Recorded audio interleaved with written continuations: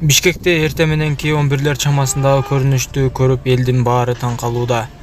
Бул жерде байкасаңыздар, шаардын үстүнөн кадимки толкун сыяктуудай, чоң бир цунами сыяктуудай булуттар ушундай бир көрүнүш калтырган.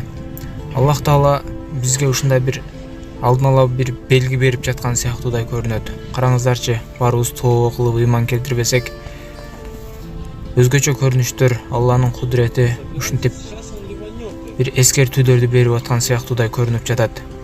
Караңыздарчы, булуттардын көптүгүнө бир чоң бир цунами шаарды басып келе жаткан сыяктуудай көрүнүп.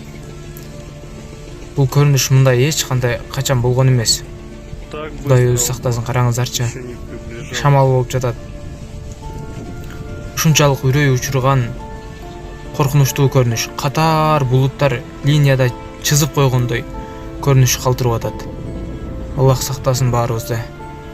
Дин менен жашайлык туугандар. Видеого лайк басып, көпчүлүккө таратып коюңуздар. Башка областтагы туугандарыбыз дагы бул көрүнүштү көрүп тоо кылышсын. Аллах кадыр зат. Караңыздарчы. Жүрөгүбүз шуу дедим бул көрүнүштү көрүп. Как будто бул көрүнүш ушул шаарды басып калган толкун сыяктуудай, караңыздар.